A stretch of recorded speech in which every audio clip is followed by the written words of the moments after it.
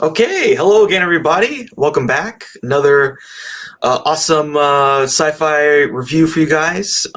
Today is Halloween. Happy Halloween. I don't know if Halloween's going to be happening for a lot of people. Do you expect, Lily, do you expect anybody to do Halloween where you're at? What's the feeling? I know there's a lot of kids down here around this way, but I don't know if they're going to be coming here. I don't know if where I'm at in Maine is doing trick-or-treating, but I know just over the border in New Hampshire, they're doing like what it's called trunk or treat for some places, where you just go into a parking lot, people have the trunks open. I've been seeing some really inventive, cute, creative ways for people to still give candy to kids. There was one guy, he made this mechanism attached to his mailbox to his front house, and he like put candy in it, and like I think you hit a bell or something like that. But he puts candy in it, and then it flies down and into the kids, and it's really cute. It's really exciting. That's cool. Yeah, and I thought that was really inventive and very cute. And but no, I don't really expect too many, honestly. I did get a shirt. Oh, one moment. Yeah. Oh yeah, of course you can come in. Come here, puppy.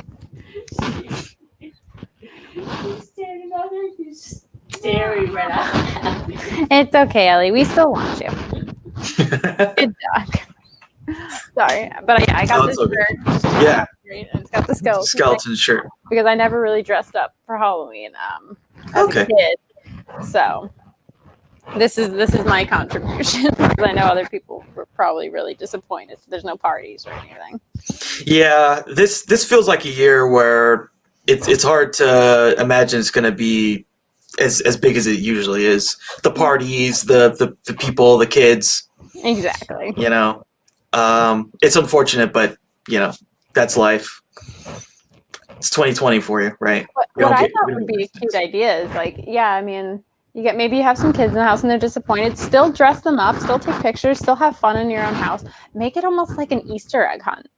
You know what I mean? Yeah. Like, I feel like that would be really cute. Like, you know, just putting candy all over the place. Yeah, I mean, it's not the same, but at least you can, like, enjoy it a little bit with your kids and make it creative. Like, if you have a yard or something like that, hide some candy around. Let's go do some trick-or-treating in the backyard or something.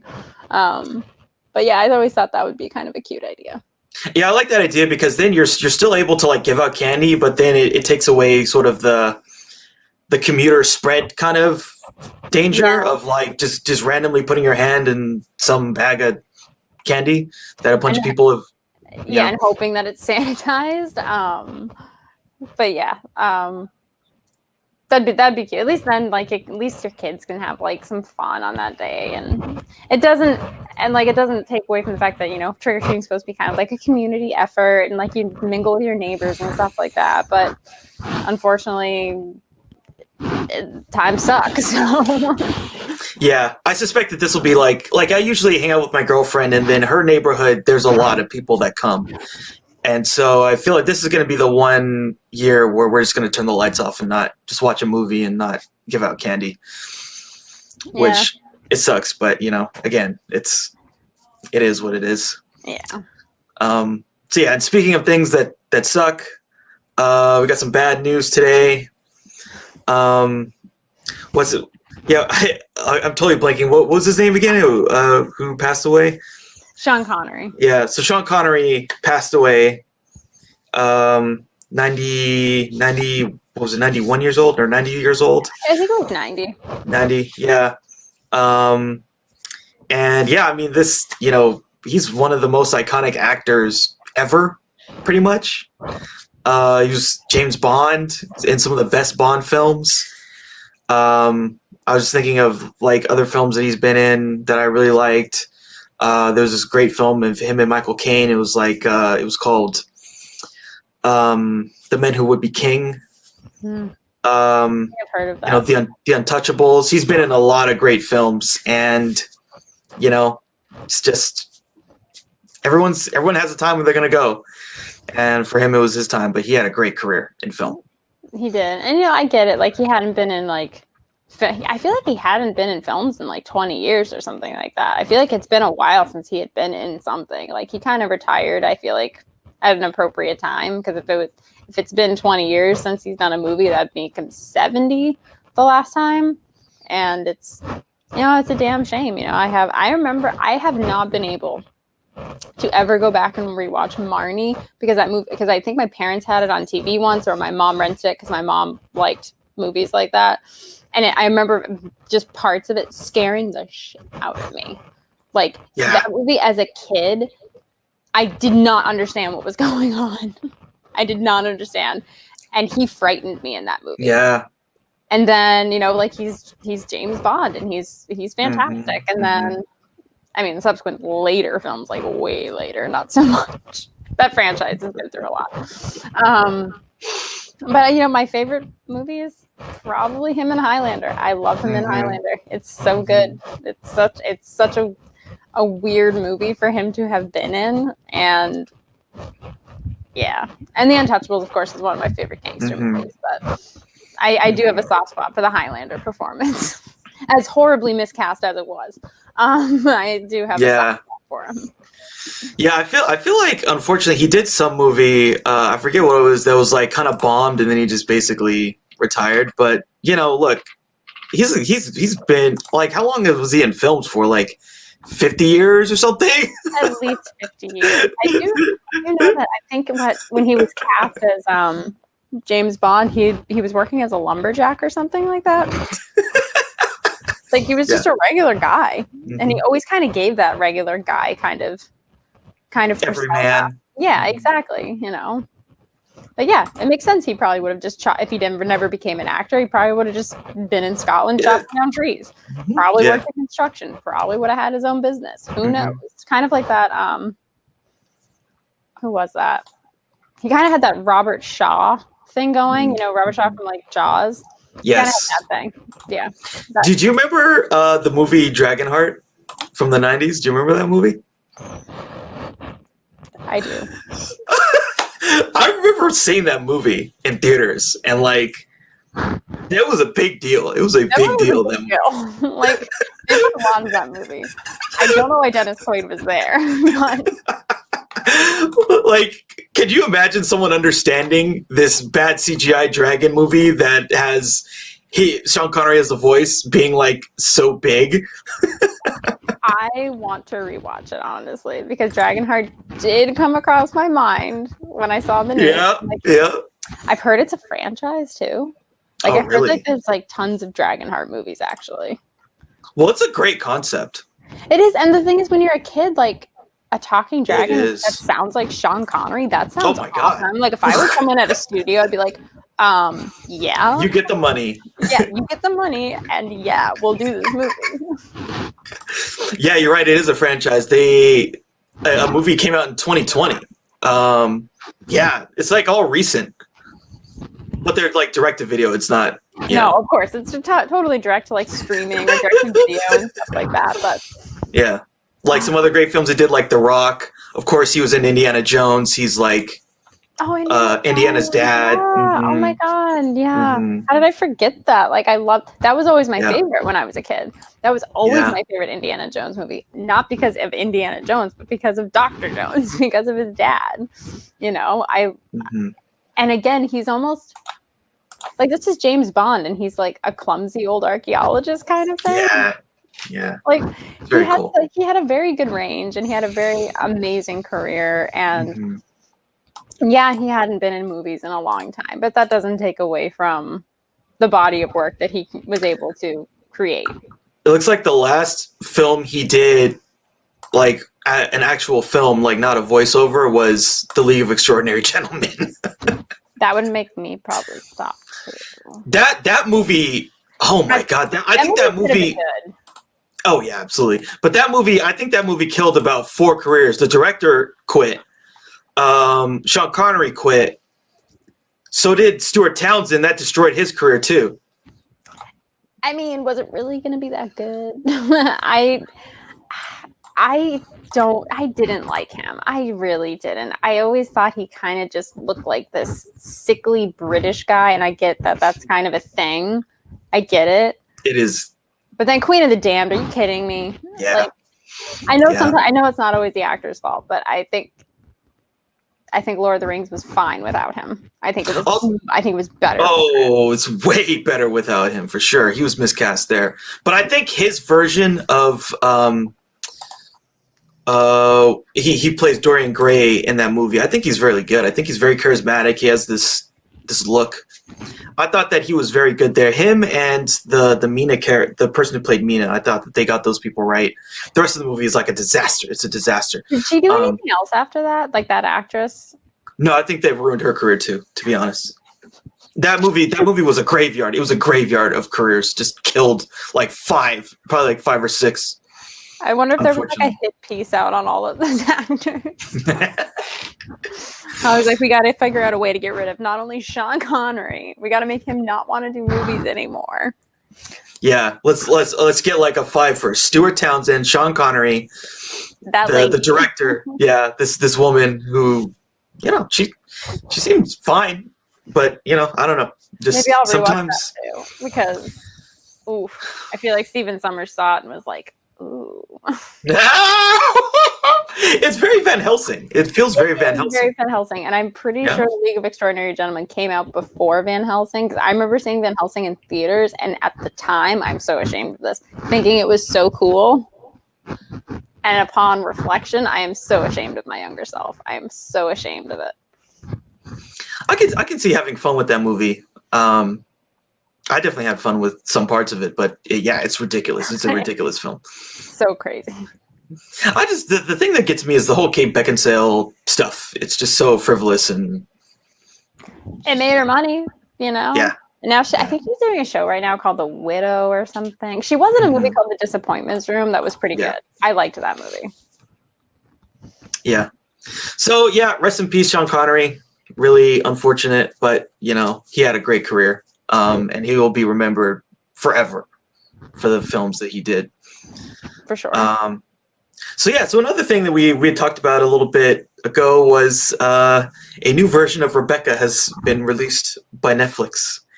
And you had some very strong opinions, so strong that you created like a 20-minute video on it. Some really good stuff. I would definitely recommend people check it out. I'll say this. So I don't think the movie wasn't that bad. Now, is the movie, I think if you compare it to the original, never gonna live up to it. And that's like the immediate trap. But what I find interesting, so like, first off, I think the casting, I think they did some really interesting things with a lot of the different actors that they chose. I mean, Lily James is like, she's literally Cinderella, right? She was Cinderella, yes. Yeah. And she was so cute in that movie. I love it. Yeah, so it's like you got Cinderella, you got Armie Hammer, who's just this gigantic, hunky guy, looks like a freaking quarterback for the Patriots or something. Exactly. And who's I forget the one woman, she was really good. Thomas. Yeah, she was really, really good. I can definitely say I think Kristen Scott Thomas was the only good part of this movie, but I didn't think her character was all that smart. She's just kind of there to be creepy when Judith Anderson was 10 times creepier. Because that's the thing, like, so like the original film is taking place in the same time period as the remake. Yeah, Judith Anderson's character is almost stuck in like this weird Victorian. Like her clothing is completely different from any other character in the film, and it's almost like she's just trapped in like this weird ladies-made Victorian ways of propriety and rules, and we don't belong here, they belong here, kind of a thing. But with that being said, I still think Kristen Scott Thomas, despite it being a not so intelligent character, in my opinion, was still the best part of the movie. I liked the way she looked. I liked the way she carried herself. She had a good on-screen presence. But I am a stickler for. I don't like classics being remade because I don't think they're usually that good. This feels like Netflix, they do this a lot where they just basically shoot out products. Like, this is not really a Rebecca movie. It's just sort of a Netflix product it's like, well, why don't we take this attractive actress and this attractive actor and create this kind of romancy, globe-trotting thriller where, it's from her point of view and there's all these kind of things happening and going on. So, yeah, like I said, comparing the two, it's never going to live up to the original one. But, yeah, I don't know. I thought that their love story at the beginning was kind of nice. Some of that was romantic. There was actually a couple of moments. I didn't actually mention the moments that I did like in the movie because I literally, when I filmed that last week, I pressed pause and turned on the camera because I was mad. Yeah. I liked the scene when he let her drive the car. I thought that was actually a really cute moment because one of the things that is kind of against Max in the original is he's a man who was out of control for so long. So now that he has a new wife who is very submissive, he can kind of be in control again. And for a man of his stature and his station, I think that's very important for him. And it was kind of nice to see this nicer side of Max. But with that being said, in the original, Max was always supposed to be a lot older than the new Mrs. De Winter. In this, you have more of you don't have that kind of power play anymore. You have a more equal partnership with there being no real age gap whatsoever. So I liked that scene. I did like that, I was like, yeah, you can drive my car. It's like probably millions of dollars by today's standards, but yeah, you can drive it. Yeah, I thought that stuff worked. But yeah, I think otherwise then it kind of got. And what do you think about like the whole? I don't know. I forgot if you talked about it or not. Like the whole like him sleepwalking kind of. I didn't actually mention that. I would have liked it if there had been some payoff with it. There really wasn't. There was no payoff. There was no payoff. He just does it. And I'm like, oh, this might be an interesting element to his character. Well, maybe she'll get him talking in his sleep. And that we see him do it once from her perspective, and then she sees him do it again in a dream. Mm-hmm. And there's no payoff with it at all. Yeah, there's no payoff. I think they were just trying to add like this creepy element, and I don't know why I guess I get why he'd be sleepwalking to his dead wife's room because, the guilt of killing her. And so Armie Hammer really doesn't seem to have any guilt about killing her. No, he did not. He did not. So I don't know why he's going to her room to just do what? What is he doing? Is he just sitting there? Is he like putting on her clothes? What's going on? Like is he putting on her clothes? Is Mrs. Danvers casting a spell on him? I thought they were actually going to pull some hip new trick and be like, oh, Rebecca's not actually dead. It's like this Jane Eyre thing. She's living in the attic or something like that. And I was really glad that they didn't because Rebecca needs to be dead. She needs to be dead. Yeah. So it was just. Yeah, they made the ending a lot more upbeat too. Yeah, a lot more. Because they would not have lived happily ever after. I'm sorry. Like I like to believe true love conquers all. But that's why in the original I feel like they have more of an opportunity to possibly live happily ever after because Max didn't kill her in the original. In the book he does. I believe in the book he does actually, kill his wife. But in the remake or the first adaptation with Laurence Olivier and Joan Fontaine, it was an accident. Max was thinking about it. He definitely wanted to. But he has more guilt about covering it up than actually having anything to do with her dying. And that's why I feel like it's more believable that maybe they could eventually, with hopefully therapy, could move on from this very traumatic thing that happened. Yeah. The thing I really like about the original, like watching this made me think about the original, so I watched a little bit of it, and then I remembered like how much I love Joan Fontaine, who I realized I didn't know this, but she's actually a de Havilland. I didn't know that. Yeah, her and Olivia de Havilland were sisters. I didn't know that at all. They were, and I don't want to say unfortunately because that sounds terrible, but Olivia de Havilland, there was always this rivalry between them. Oh, really? Yeah, more so created by the studios than them themselves. They were never close, but the studios were like, oh, we have Olivia de Havilland, and then we have Joan Fontaine. And Olivia de Havilland, I think, won an Oscar first, and then Joan won an Oscar, and this and that. And then people were like, oh, who's going to outlive the other? And it's like, that's kind of sick. Yeah, it was just like this rivalry that was perpetuated by Hollywood, and I don't think either of these women actually cared. enough to really feed into it too much, but there was always this back and forth thing that the Hollywood studios created. Yeah, she's a great actress. One of my favorite, probably my favorite film of hers is this movie Letter from an Unknown Woman. I was literally just going to say that movie Yeah. is Louis Right? Jourdan. He's a great French actor, or was a great French actor. He's fantastic. Oh, I had such a crush on Louis Jourdan. He was so cute. That movie is so amazing. It's just so beautiful. So sad. It's so I was watching and I got up to the point, there's like the point where they're like, he's playing the piano for her. Like they go out on a date or something and then they go to some bar and then they stay there so late that like the band is playing just for them. And then the band leaves and then he starts playing piano for her and she's like looking up at him. It's like perfect. No, it's such a sweet movie. Doesn't he get a head injury or something like that? Doesn't he not remember her at one point? Yeah, something like that happens. She's telling the story of how they met and then they kind of fall out or something. Yeah. And, it's a bittersweet love story. Yeah. Where I'm they so don't. glad you mentioned that movie. I'm so glad. That makes me so happy. Yeah. Yeah, I love that movie. Like, I love that. I love the director too, Max Ophuls. He did some other cool work. The other film of his that I really like it's called Madame D, or The Earrings of Madame D. That sounds vaguely familiar to me. Yeah. Mm-hmm. It's a very great film. But yeah, so yeah, Rebecca. Yeah, Netflix. I just feel like Netflix, they do this a lot where they just spit out, because they spit out so much content and it's like blah, blah, blah. And like they have a formula. They take a certain level of production value, a certain level of like solid actors, but then the story isn't there and they get like some B-list directors and then they just like throw it at people.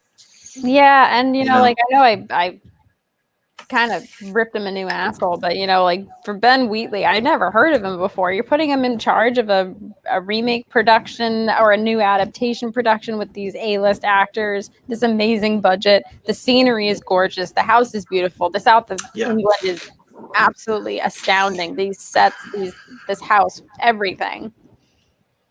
No wonder why it's crap. Like this guy probably had a lot thrown at him at one time. So like I do forgive him in that aspect, but at the same time, a little bit of blame.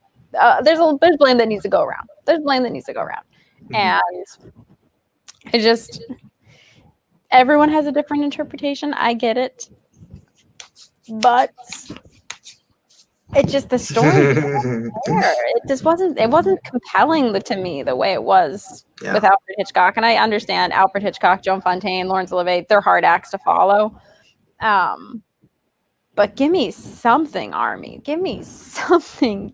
He was just so stupid. He was such a you can watch the video and watch his video too. Like, it's a thing.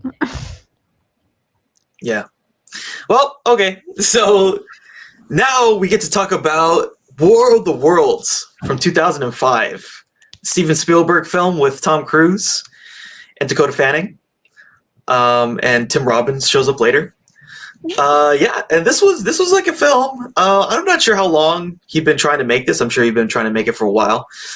But this feels like one of those films where when you think about the source material and you think about what film is capable of doing with, computer effects and big budgets in the, I guess, 21st century, this feels like the right type of material to really go for it, right? Make that big budget sci-fi film. And so Steven Spielberg decided to do it, and the stars aligned. And this film got made. So do you remember watching this at the time when it came out? I never saw it in theaters because I think I probably would have been like, it came out in 2005? Mm-hmm. Yeah, so I probably would have been about 15 when it came out. I remember, I think my dad probably rented it on Netflix when you could, when you still ordered the DVDs and everything like that, because my dad loves alien invasion stuff. He loves it. Because like Independence Day was a huge deal in our house. Huge. All of us kids watched that movie. Like, we loved it. I remember watching it and kind of being bored because it wasn't Independence Day. And then I watched it again years later. I'm like, yeah, that's a good movie. And then upon my now rewatch, I feel like there's certain movies you have to watch at different points in your life to appreciate different elements of them. And now that I'm almost 30, it has a very different meaning for me now. And certain themes that I didn't equate to back then, like this is still a post 9/11 film, still very fresh in people's minds. So that definitely carried some weight to the film, especially in the realm of xenophobia, for sure. Because I feel like that's always been kind of the theme for alien invasion movies, is this fear of being invaded, your job's being taken, your children, your blah, blah, blah, taking your women, give me the women kind of a thing. It's always that. Not my blood. Not my blood. Not my blood.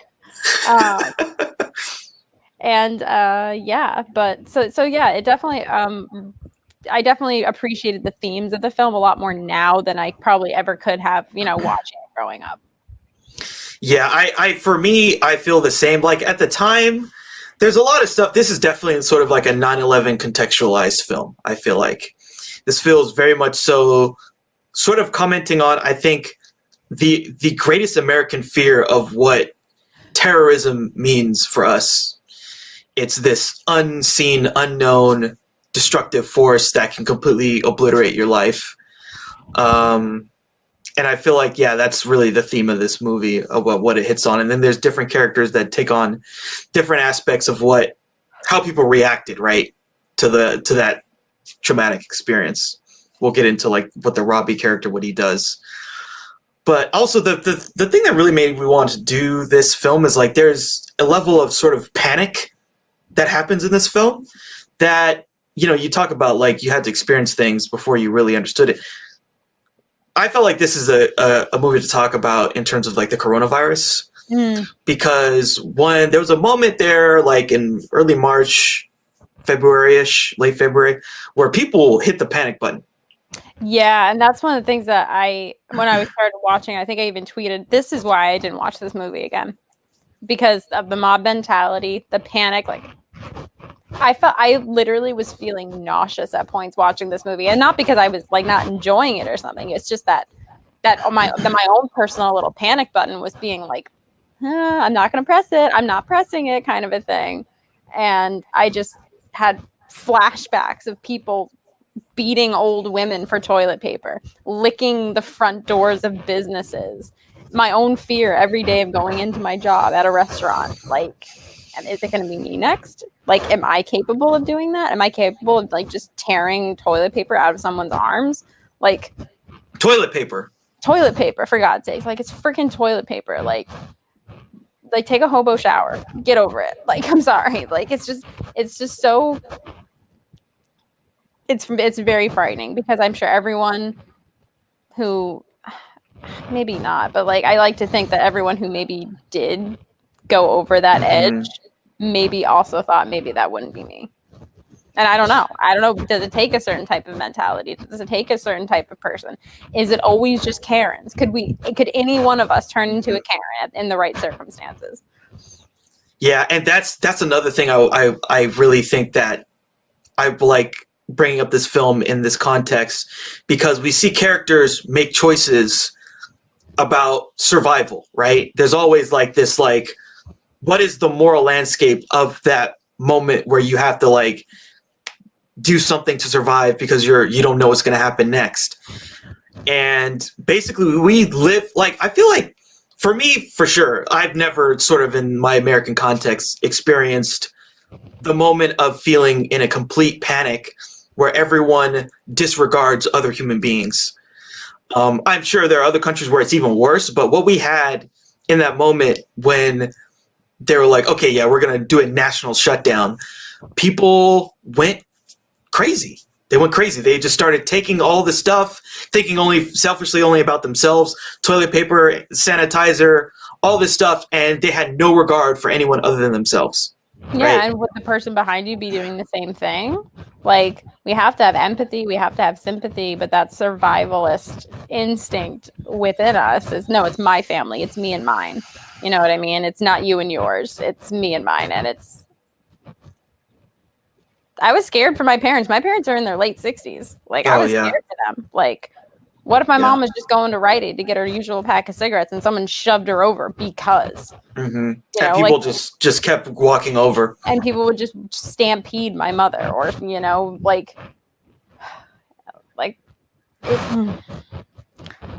because I know what I would do, but like I said, my parents are in their late 60s, and it's a horrifying thing to think about, especially since they live in a pretty populated area, and it's just, I kept thinking too, like, and I think it's because I watched a lot of disaster movies as a kid. I always wonder, is today the day I'm going to be driving to work and there's something happens and I can't get to the right person. I can't get to my parents. Like there is a power plant 45 minutes away. And if that thing goes, everything goes. The state goes. Other states go. Like, and I just, sometimes I'd be driving and I'd be working in the same town where that power plant was. And I'd just be thinking, is today the day? Something happens. I don't know what I would do. I don't know who I would try and get to first. I genuinely don't. Yeah. And that's something you just have to really experience. When we went through that panic, it really changes the way you understand human nature. There is a just sort of animalistic way that people act when they get into that fervor and when it hits people, The scene that probably terrifies me the most in War of the Worlds is the scene with the van. When all he wants is his kid. Just give me my kid. Like, I was literally like shaking because I started remembering, like, that is why Rachel is the most compelling character in that movie. Like, she is the most helpless character, and I hate when people are just like, all she does is scream. What would you be doing if you were 10 years old? No autonomy, no power over where you go, not knowing if the person who's supposed to be protecting you is just going to dump you somewhere, because that's what the kids originally think, and that's probably what Tom Cruise's character is planning. Just dump them off. They'll be safer somewhere else except with me. And Rachel has more of a soft spot for her dad than Robbie does. It's kind of clear. She communicates with him at least. And Rachel represents a lot. She represents a lot. And I think it's a really wonderful performance by Dakota Fanning. And I have so much sympathy for that kid because when I watched it as like 15, I was like, God, this girl just won't shut up. 25, I was like, she's still kind of annoying, but that kind of sucks. 30, I'm like, my mommy instinct is kicking in. Like, you need to protect your kid. Like, she is helpless. Because when you understand, like, someone has to be responsible for people who can't, like, she's defenseless. Mm-hmm. She's a defenseless person. And in this crazy world where people where society is gone, the veneer of society is gone, people like that are the first to get taken advantage of. And she just can't really protect herself. And it's not her fault that there was a freaking alien invasion and her dad's a screw up and her brother wants to go fight aliens. Fucking Robbie. Fucking Robbie. But Robbie is important in his own way too. As much as he's a little douche, Robbie's like the guys that we all knew who joined the army after 9/11. That's what Robbie was representing. That's who Robbie was. I want to go fight. I want to kill some aliens. I want to defend what's mine, kind of thing. And I think he honestly would have become a Tim Robbins character if the aliens hadn't caught a cold or some crap like that. Like, Robbie would have been like Tim Robbins. Oh, we're gonna fight him. We're gonna fight him. Not my blood. Which I forgot about that. I really did forget about the blood thing. And the blood is like, wow. Because I feel like that's something that in other adaptations doesn't really get brought up, but in this one they go there, because that's sort of in the book. The Red Creep stuff, that's in the book. It's brutal. Yeah, it's really violent. It's really violent and very vulgar in a way. It's just so. I think I probably would have gone batshit crazy too. Yeah, most people probably would. That's a war. War is bad in and of itself, but a war like that, Yeah. Okay. So yeah, let's I guess get into the plot, review the plot, just go through all the different scenes and talk about the things that we really like. So this film starts with a voiceover from Morgan Freeman, which is really cool. And there's also these really cool shots of like sort of, and this is cool foreshadowing too, right? There's like these close-ups of like DNA microbes, and then it sort of pulls back, and then it's like water on a leaf. And then he's talking about, and this is stuff like straight from the novel, basically, that human beings were being watched by these covetous aliens from Mars who wanted to take over our resources of our planet, and they've been plotting. And this is what we're about to see is the war that they sort of are gonna bring about on us. So yeah, that was cool. And yeah, you basically get all this like kind of B-roll of people in New York and people all over the place just doing their daily stuff. And then we're introduced to the main character, this guy, Ray Ferrier, played by Tom Cruise. And so he works on the New York docks, and he's like sort of a shipping guy, moves containers. And then he has to go meet with his ex-wife who's dropping off his kids. So he's got a older son and a daughter. So it's Robbie and Rachel. And they get dropped off, but he's late. And so that's just, again, where he's the type of father that doesn't really, he doesn't do the parenting thing all that well. I think he cares about his kids, but only when it's like severe. Like only when it's like the most severe thing, or when it affects him. Like when Robbie steals his car. Like that's when he cares, because it affects him in some way. So that's a really nice car. Yeah, it's the typical like Spielbergian father figure, absentee, doesn't really care, takes his kid for granted, blah blah blah. Because Spielberg's dad, was like that. So except for Brody in Jaws, that was a pretty good dad. Mm-hmm. I think Brody was a pretty good dad. He's a pretty good dad. Yeah, I would agree. The one good dad in the Spielberg is fighting a shark. I guess the one bad thing about Brody is that he does almost get killed, right? Yeah, he does. If he gets eaten by that shark, that's right. It's like, his kids, they get the bagpipes and the treatment, which, when your dad's gone, it's... Yeah, so it still has the father element of the dad taking off to go do something like dangerous and insane. But yeah, I still like him more than most other dads in his movies. So one thing I liked about this movie too is that you kind of, it's been 15 years since this movie came out, probably 16 years since they shot it, and you can kind of really tell the difference in the technology, right? Yeah. So Robbie has this massive iPod. I don't know. Did you ever have one of those iPods, like those old school ones? Mine was a hand-me-down. And then when I got my first iPod Touch, like that looked like the iPhone, they came back in style, and they were like retro, and you could get like the old iPod, like the big chunky one that's like half the size of your iPhone, but thicker than a freaking Reese's peanut butter cup. That came back in style, and I really wanted one. I never ended up getting one, but I did have a hand-me-down one that was silver and had the big buttons, and they actually clicked and stuff like that. It was kind of cool. I kind of missed the doing that. Yeah, the circle thing. Yeah. Yeah, that was cool. So yeah, this is 2005. So like, cell phones don't have the internet pretty much. And yeah, people have giant iPods, and the computers are kind of slow, and people watch television. Which is very different from. So you got to get all your news from television. So and it's so funny that that's 15 years ago, right? And think of where we are now. So yeah, you can just stream CNN on your phone. Mm-hmm, absolutely. So there, and then I like how in the background of the scenes, they're like, there's all this stuff. Basically, they're laying the groundwork, right? Like they're watching television. She's flipping channels, Rachel, and like they keep talking about these lightning storms in different countries. So like, there's a lightning storm in the Ukraine, and they're like, oh, we don't know what's going on, blah blah blah. But she's watching SpongeBob, so she didn't care about that. Oh, why would she? She's 10. It's like she has priorities. Yeah. And then there's like the scene where she has a splinter in her hand. It's like, I thought that was so cute, honestly. Yeah. Like, I loved that scene. I loved that scene because it reminded me of, I used to get splinters a lot when I was a kid. Yeah. All the freaking time. And I just remember the worst one I ever had was in my foot. And my parents had to hold me down. It was this big.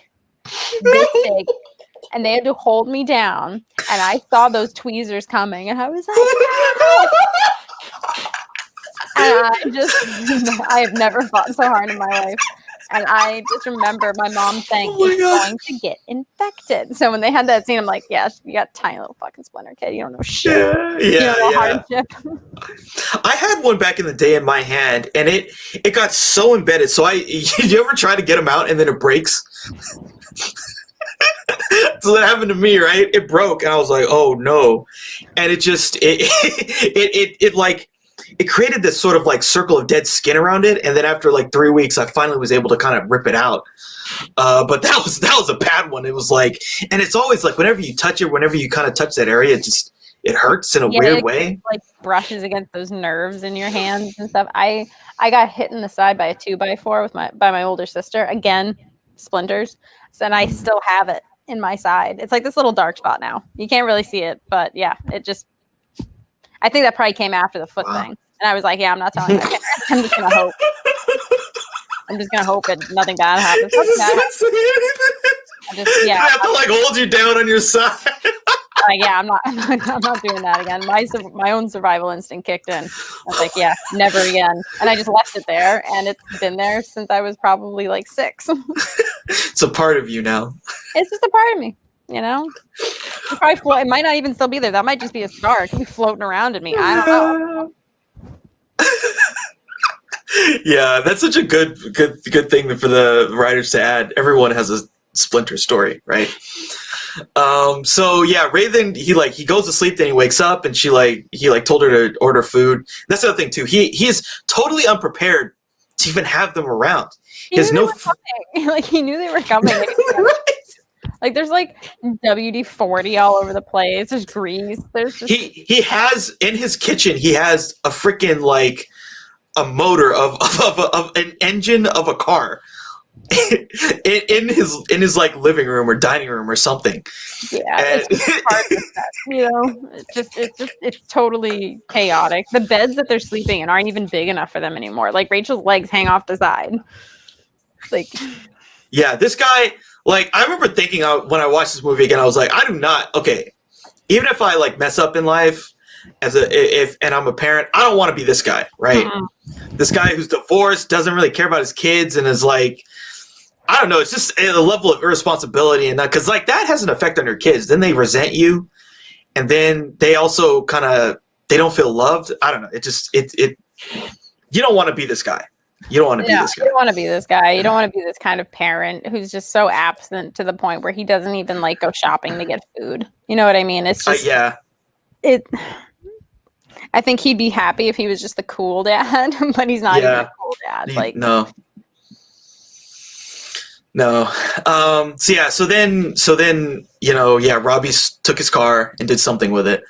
And then Ray goes outside, but he sees this massive storm brewing behind their house. And so then they go in the back, and him and Rachel watch like successive lightning strikes hit like right behind their house.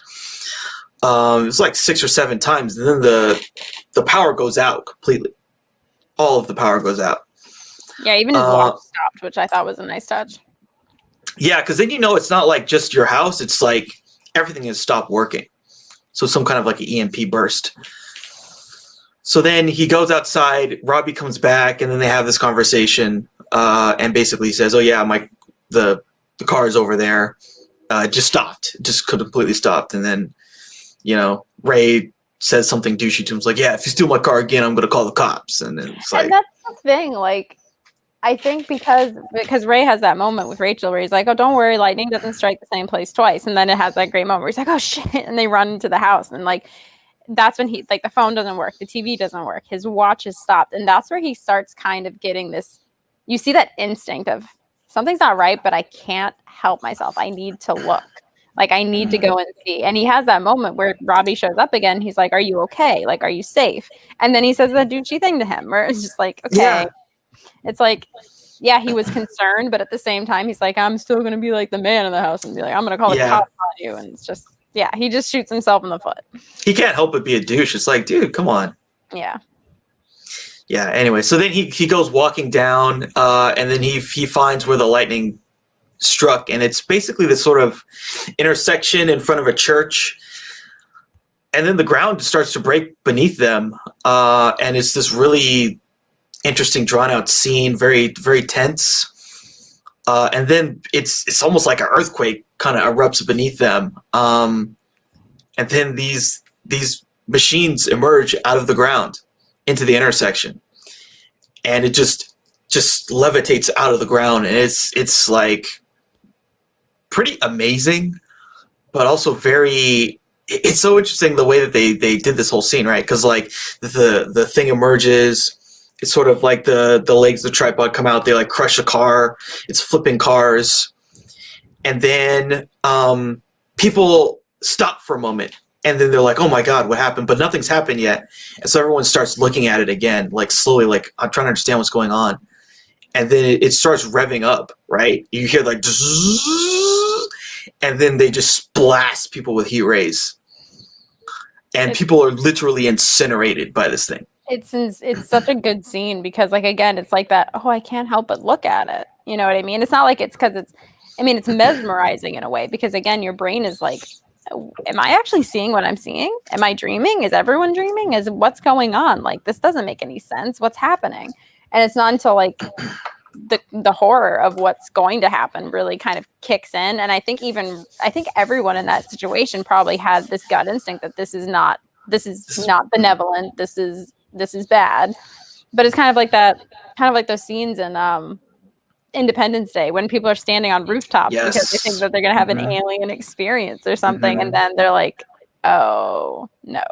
Yeah, it's like people in LA and they're literally like, hey, welcome ET. And then they get blasted. They are the first people to die. Yep. And this is kind of similar, but not in a friendly way. They're not trying to be friendly, like, oh, hello, Martians. It's like, what is this thing that emerged out of the earth? Yeah, exactly. And it is very horrifying. It's such a, and I love that moment right before it comes out where it kind of almost like the ground almost breathes and like takes like this, here I come kind of a thing. And a heave. Like this big heave, like the ground is breathing and then it just pops out and it's just, yeah, that revving engine noise is never a good sign when it comes to aliens. It's always a weapons power up. And the way that they depict what the laser ray does, the heat ray does, I mean, it evaporates people into dust, and Tom Cruise is running through people that are getting incinerated. Oh, it's so awful. It's like having someone's ashes thrown at you or something. It's just so violent, but there's no blood, and it's almost worse because like at least if there was blood or parts of a person, that would mean that they were a person at one point. You know what I mean? But now it's just dust. That's all. That we're breaking down every single part of your body, all the molecules, all the DNA, all of the everything to that. It's almost worse, right? Like you're nothing. Exactly. Because this thing, because I don't know, I think human beings, we have there's a ritualistic burying someone, right? Yep. If you turn someone into dust, there's nothing. There's no identifying them. You'll never know. So like if, someone, if I was just like out somewhere and then I got turned to dust and my parents could never find my body, they would, that's almost worse, right? Yeah, because burial is part of the mourning process. You're you're laying something to rest, whatever that something may be. And now there's nothing. You're just mixed in with everybody else. Yeah. That's almost something like that's really dark to me. Thinking about that, thinking about someone at the end of this film where they're like, I don't know if my brother, sister, mother, father, whoever is dead or alive or not. I'm looking for them. But you don't know. You'll never know, because if they were incinerated into dust, you have no way of knowing. You could be searching forever and never. And just at some point, you just break and you're like, I guess they're dead. Mm-hmm. No, it's really horrifying. It's a really messed up way to go, for sure. Yeah, and so this scene was really something, right? Because like he's running and then things are blowing up and there's this like kind of classic Tom Cruise moment where he's running and then like pan left, house explodes, pan right, house explodes. And then highway comes crashing through the neighborhood. Yeah, and he's like hiding behind a building, and then he sees a tripod just rushing by. And then the next scene, he gets back home to his kids, and he can't even speak. He can't even say anything. No, he's just in shock, I think. Yeah. And at some point, he gets it within himself to understand we got to leave. We have to leave now because it's coming. It's coming, and no one else knows other than me. So he tells Robbie to get some food.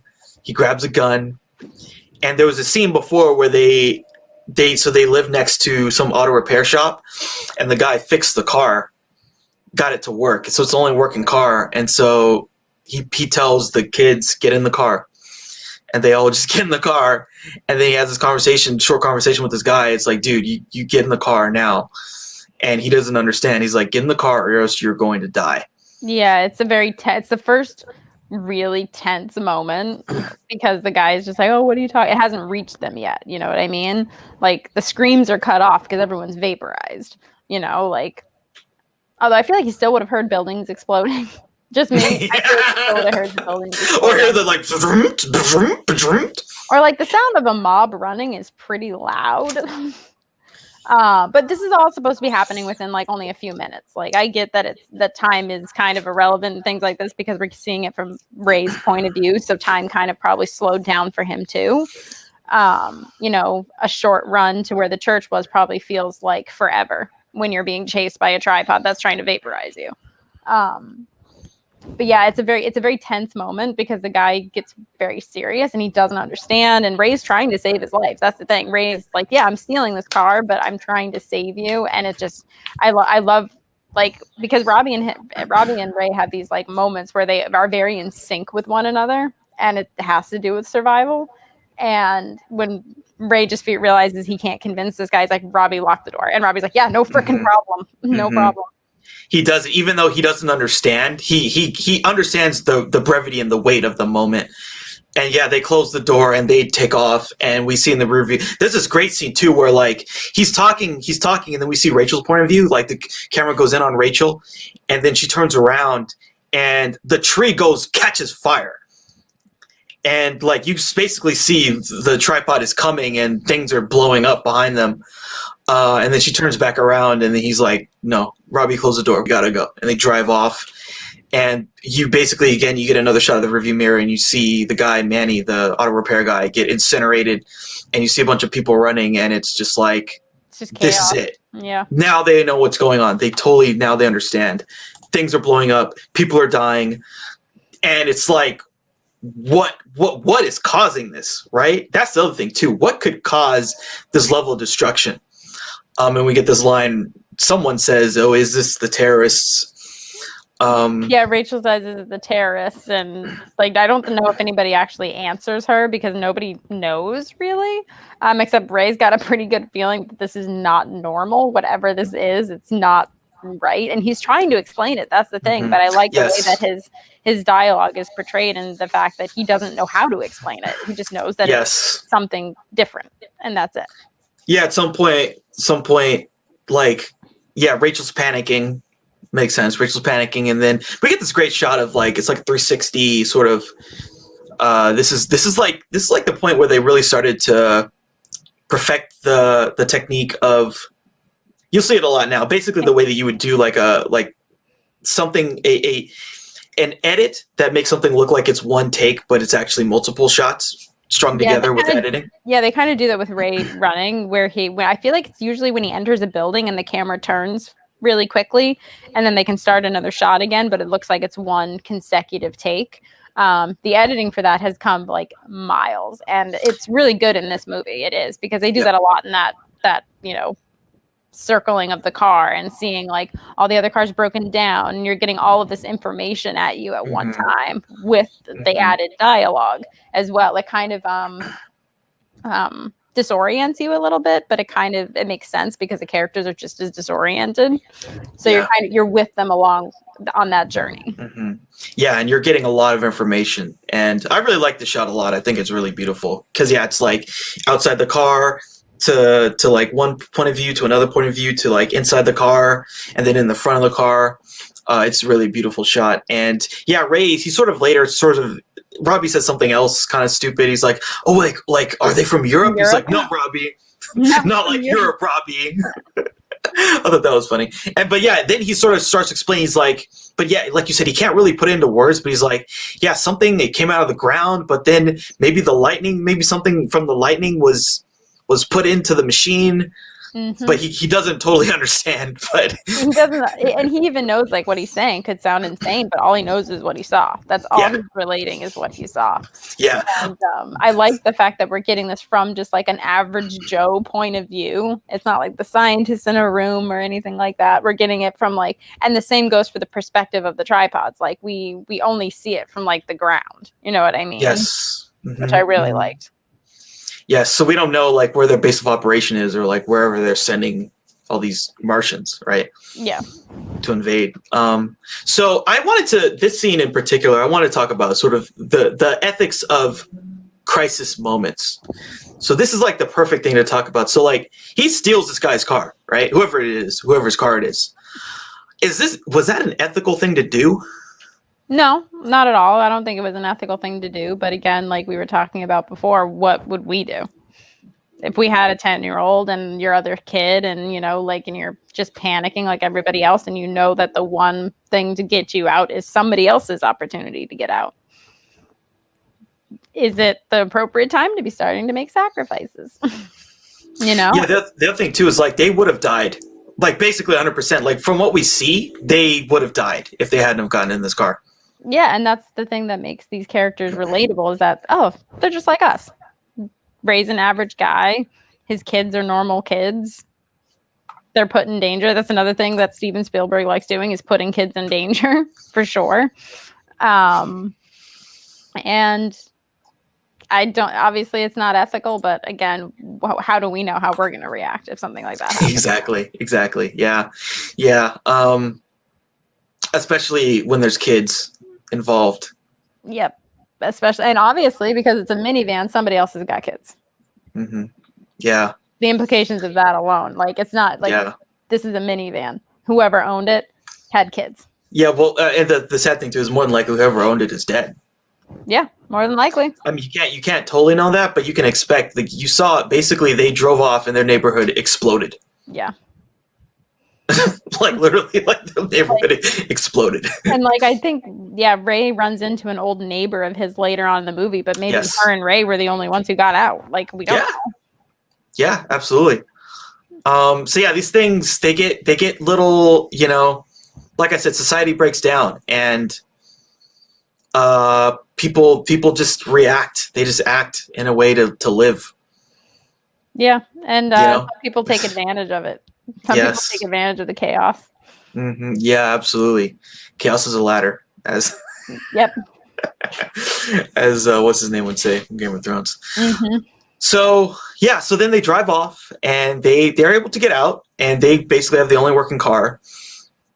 And so then they drive to the mother and stepdad's house.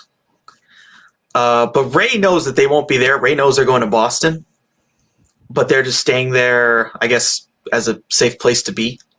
Yeah, the aliens, it's abandoned. It's kind of deserted. Nobody's really around. Yeah, no one's there. And so then again, so they go there and they're basically planning to stay there and then for the night and then try and get to Boston later. And then again, we get more. Ray is not prepared at all to take care of his own kids. He's looking through the food that Robbie brought and it's all condiments. It's like ketchup and freaking relish sauce. And like a couple pieces of bread and some peanut butter. And he's like, okay, I'm going to make a peanut butter and jelly sandwich. And then I love this part. Rachel's like, oh, I'm allergic. She's like, what? He's like, when have you been allergic? Since birth. Since the beginning, dude. Yeah, and she's like super vegan too, right? She's like a 10-year-old vegan. Yep. So he has no idea how to take care of his own kids. No, he doesn't even know that she has a severe allergy, and he's not prepared for that. Like, he didn't even think of it. Because, oh God, what if she has an allergic reaction in an apocalypse and she doesn't have an EpiPen? She's dead. She's dead, yeah. And then there's this funny scene. He like throws the slice of bread against the window, and it sticks. Yeah, there's something about him like throwing things at windows, because like earlier in the film he was playing catch with Robbie and he just gets mad and breaks his own window. I mean, granted, Robbie didn't catch it on purpose, but then he just throws something else at a window, and then he kind of just has this moment where he's like, "We're fine. We're fine. We're gonna be fine. We're gonna be fine. Okay. It'll be okay." So then they sleep in the basement. They take all their stuff and they go into the basement, and then they're, this is interesting stuff too, because like he has good instincts, right, in terms of keeping them safe. He doesn't really understand everything. He can't really take care of them, but he's really good at keeping them out of danger, at least. Yeah. Because they're like, "Oh, I want to sleep on my bed." It's like, that would have been a bad idea. That would have been a bad idea. So they go down there. They complain. The kids complain, but they get their beds down there. And he kind of, you can tell he's not going to sleep very well, because he's like sitting in a chair with his gun.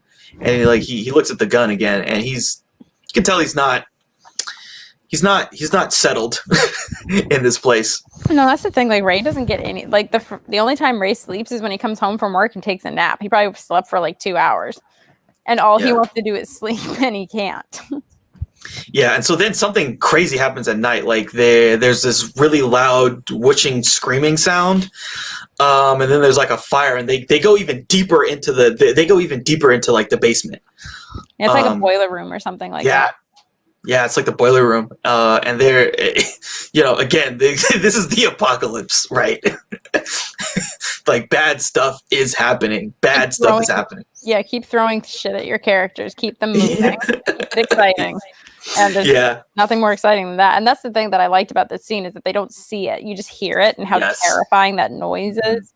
And it's and she's like, "Is it them? Is it them?" Yep. And he doesn't know. He doesn't know what this is. It could be something new. And he's already learned like that. I read that the sound that the tripods makes was a didgeridoo. Okay. Edited to sound like very alien. And I personally hate the didgeridoo. For a reason was that I had a teacher in high school who would always open his classes blaring at like 7:30 in the morning on a didgeridoo. No offense to people who love it. I personally hate it. So when I heard that noise, I was like, I don't like that. Yeah. It is a mechanically frightening sound. Yeah, then it's very like, it's a bellow. You know what I mean? I don't know if you've ever seen what a didgeridoo looks like, but it's a bellow. It's very synonymous with just, I can't even describe it. It's just there. Yeah. So have you ever like been out, or like you're at home or something, and then something like a really bad accident happened near you? Has that ever happened to you? Yeah. Actually, a tree fell down across the street of one of my old houses, and this was a huge, a very busy but a very busy road that came right off the highway. It's like 35 miles an hour in there, but everyone goes 50. And it was pouring rain, and this tree was going to come down at some point, and it just came down. It didn't hit any wires, thankfully. It didn't get tangled up. Good. But it smashed in the middle, right outside my house. And I'm like, it was just me and my dad home. I had just got home from work. I was trying to relax. And everyone is incredibly lucky. It didn't hit, it would have hit our house. But it didn't hit a house. It didn't get tangled up in the wires. It didn't crush a car. It didn't smash a pedestrian walking their dog. And this is actually an interesting moment where everyone actually came together. Strangers stopped their cars, and we all just started moving it. Great. It was actually a really cool moment, because we were just all helping each other, trying to get this thing on the road until the proper people were to come to cut down the rest of the tree. And the lady came out of her house, and she's like, "That fucking tree. I just made an appointment for it to get felled." And she's like, "That fucking tree." That's hilarious. But yeah, that was pretty terrifying. Because the first thing I thought was someone's dead. For something, it fell on someone, or it fell on a car or something. Yeah. But I can't think of anything like I never had a plane crash outside my house. Yeah. Yeah, I bring this up. So like my aunt, so she lives on a house like on the corner of an intersection. And one day someone, I don't know if they were drunk or if they fell asleep or something. It was kind of early in the morning. They basically kept going at the intersection at the stop, and they drove right basically into her house. Right through her. That is a fear of mine. Now she wasn't there, so she's a doctor and she works kind of wonky hours. So she wasn't there, but someone drove basically right into her front door. And it's not, and it was like on the corner. So like the corner is like here, and then the front door is like probably 20 feet inward. So the person drove through her front yard for a good 20, 30 feet and then hit and stopped at her front door. And so she got home from work, and it's just like, the cops are there, and it's like, what happened? Oh, this lady, she just drove right into your house. I hope that's covered with insurance. Like I hope you have homeowners insurance or something. That sucks. That freaks me out. That freaks me out so bad that could happen. It just, because it does. It's freaky, but it does. And it's just, oh. Insurance is a mother. I'll just say that much. Insurance is a mother. Like, they fight you on everything, and they fought her up on a bunch of stuff. Like, oh no, well, we're not going to help you with the tree because, well, it's just all this crap. Yeah, it's ridiculous. Like, so yeah, shut up and pay for it. Yeah, I know exactly. So I just bring that up because these guys, they wake up and there is a airplane crashed into their house. An airplane crashed into their house. You don't see that every day. Yeah. So I really like this this set that they did. This is amazing set. Because that's a real airplane, or at least something that looks like it, on the house. It's incredible if you think about the level of production design that had to go into that set.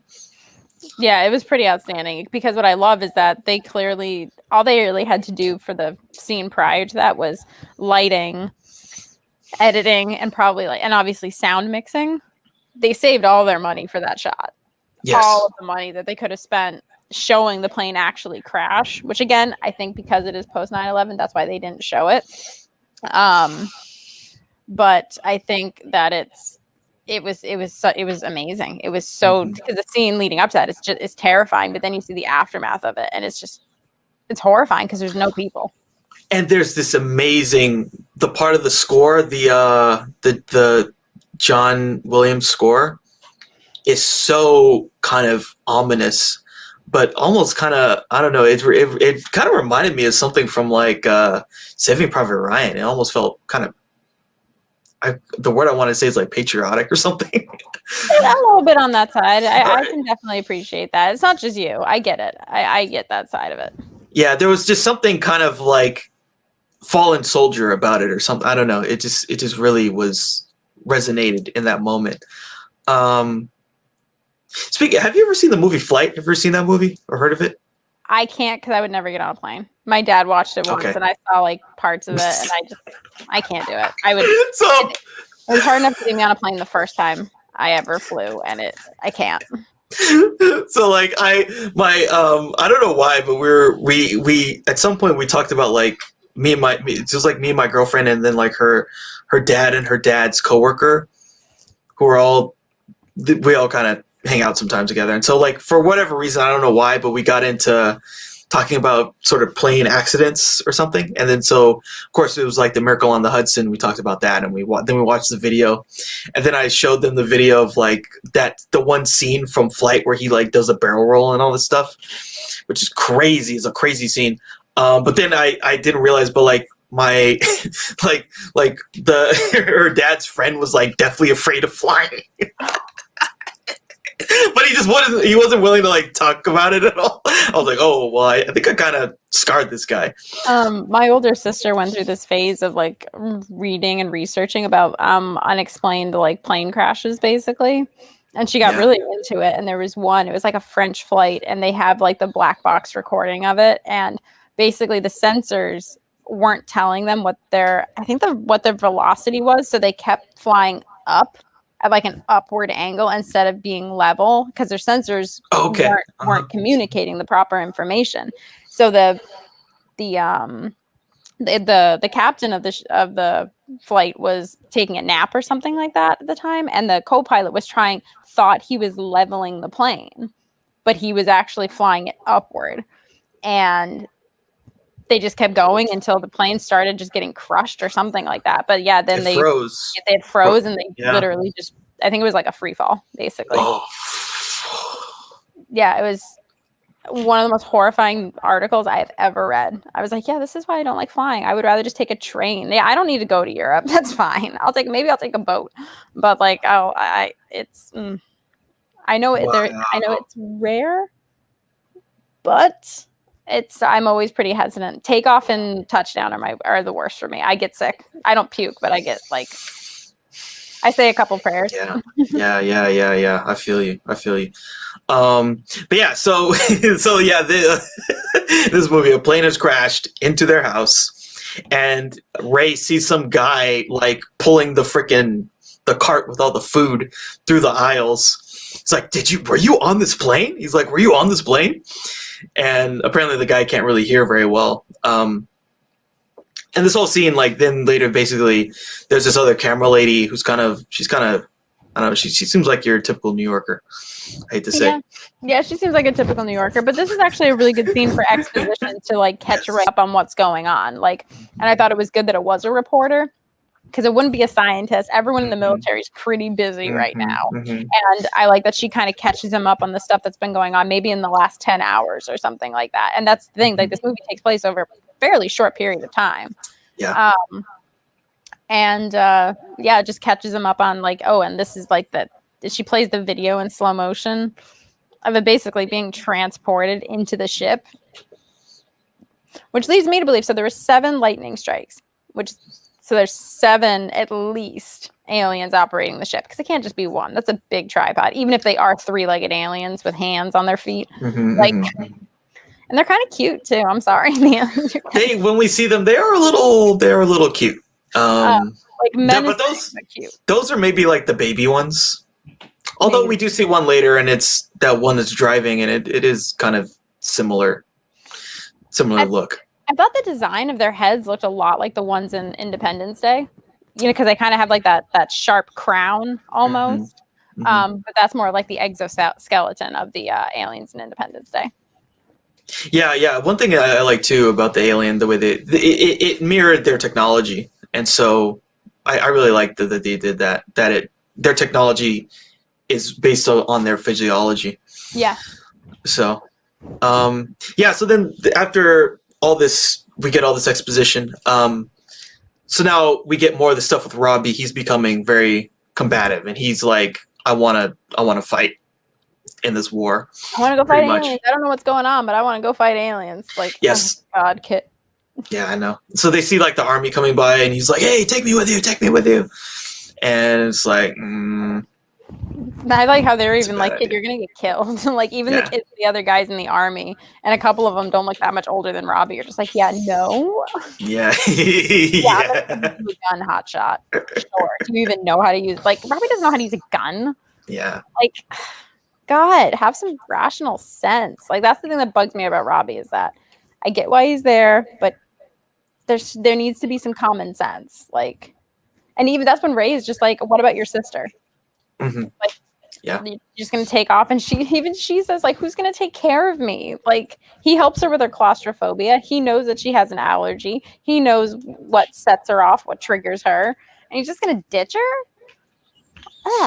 Brothers are bags sometimes, and I have 4, and I love them, but I'm just saying.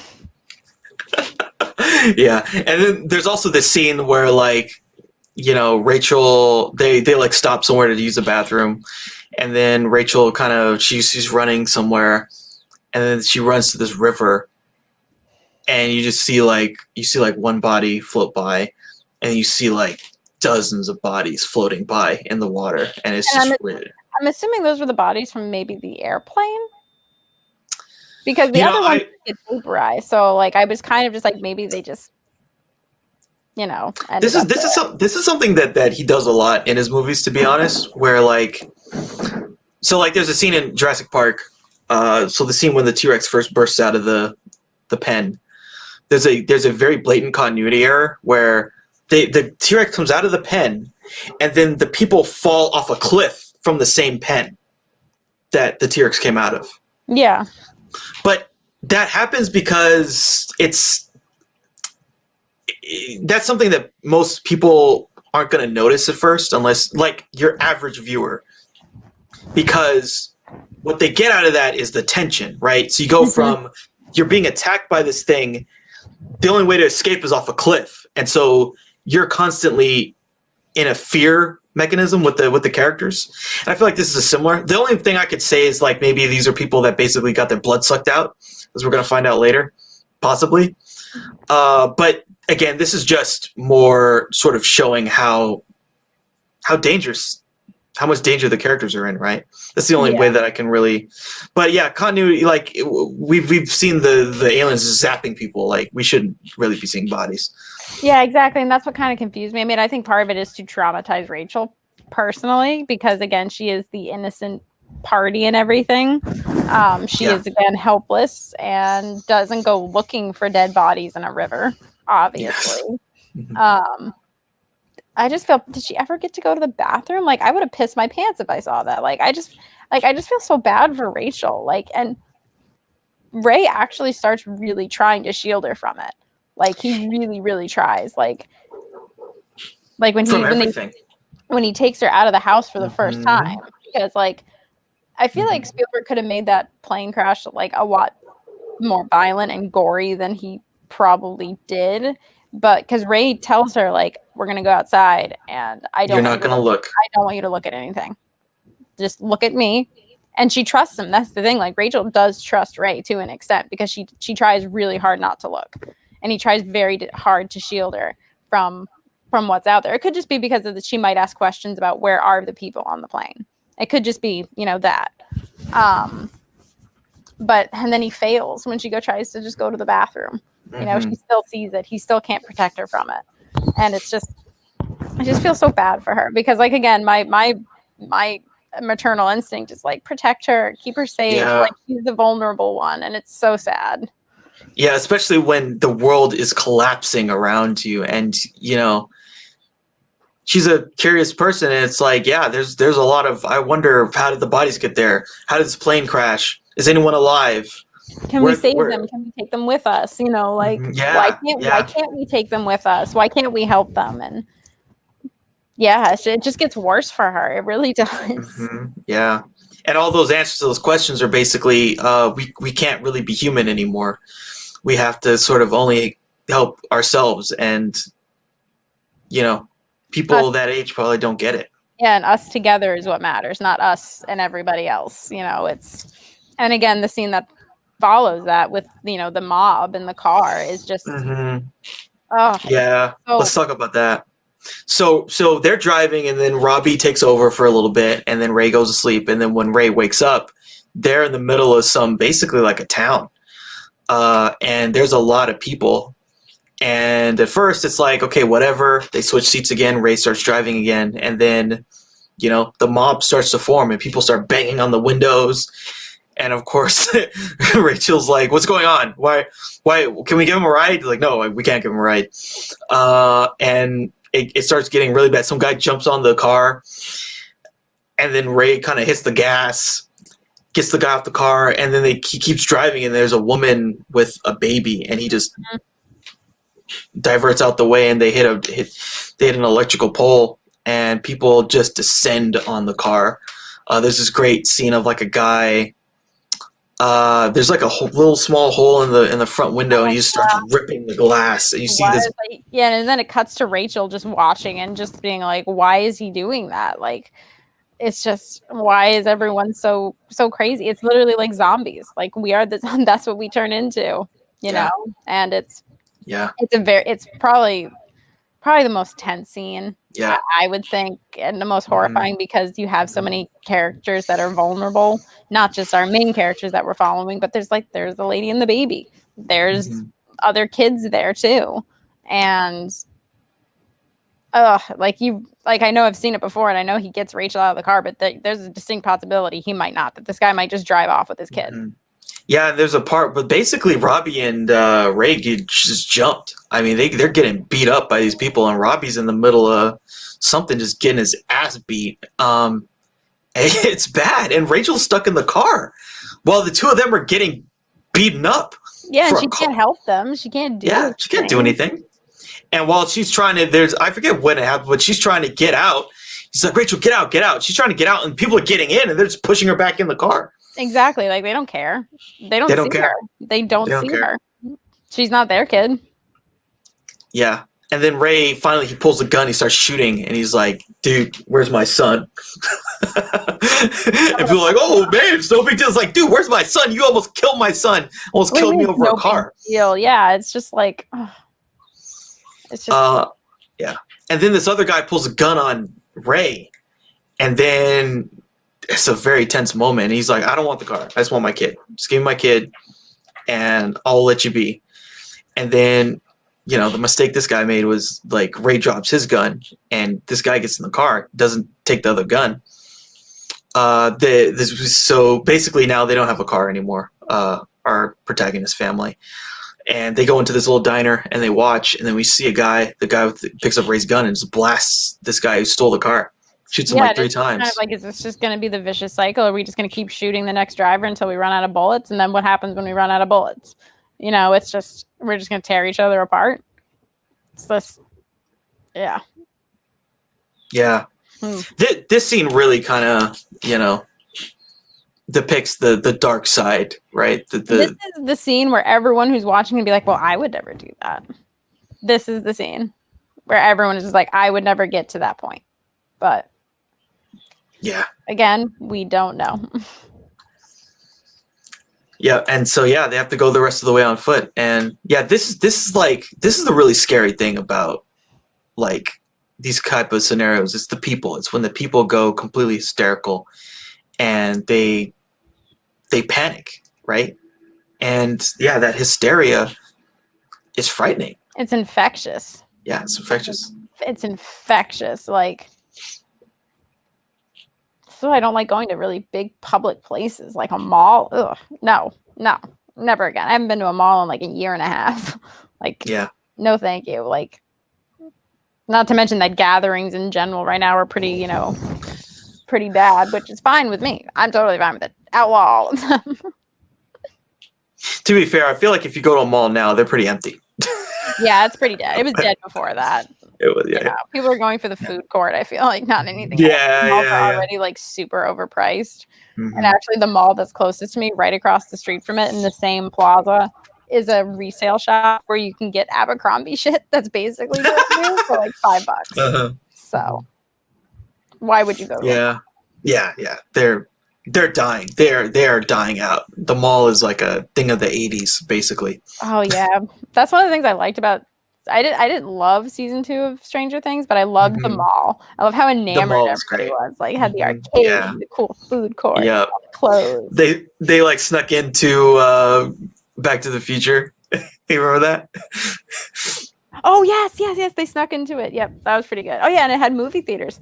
One of the malls that I grew up near had its own movie theater in it, and it was so crappy the older you got. Like, and you just realized how bad this movie theater was, but it was fun. Yeah.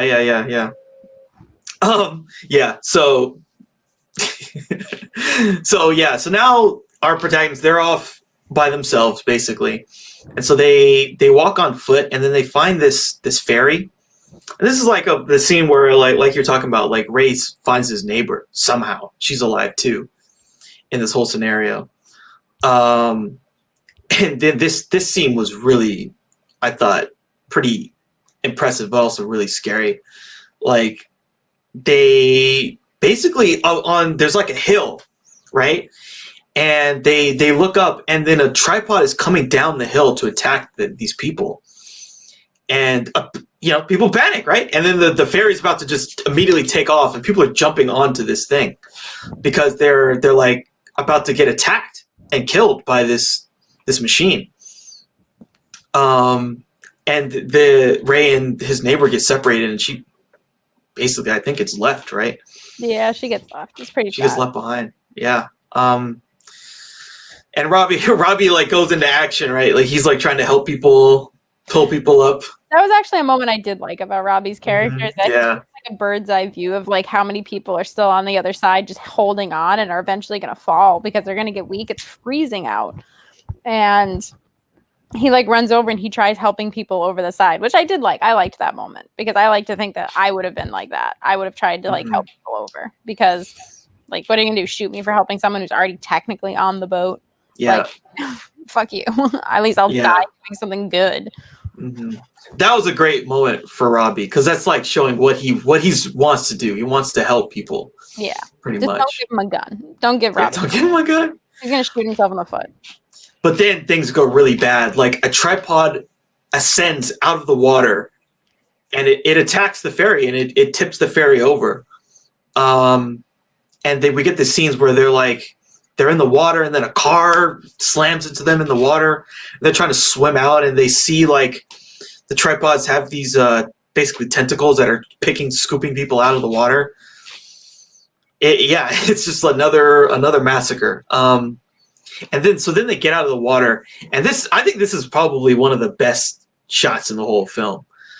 They get out of the water and they're sort of in the bushes, but they have a whole sort of panoramic view of what's going on. Mm-hmm. And then on one side, basically on the left, you see the tripod coming down the hill, killing people and just death raying them that were like didn't get on the ferry. And then there's on the other side, there's another hill and another tripod's coming down. People are running down that hill, getting flanked. Yeah. And it's just like, and then in the middle is the tripod in the water destroying the ferry and getting all the people out of the water. It's just like, it's just unbelievable. Yeah, and the military tech isn't working. Like all the shit they're throwing at it is just bouncing right off. Like it detonates before it hits it because there's some kind of shielding that's protecting the tripod. And they're really trying, man. They're trying to give it their all. I read somewhere that they used all real military uniforms, like they were all well like worn and stuff like that to have that like authentic like feel to it. And that's when Robbie decides, I'm going to try and be heroic again, even though I have no means to defend myself whatsoever. Yeah, Robbie gets what he wants. So they're in the situation where there's a battle happening nearby, and Robbie runs right into the battle crazily. And Ray leaves Rachel behind.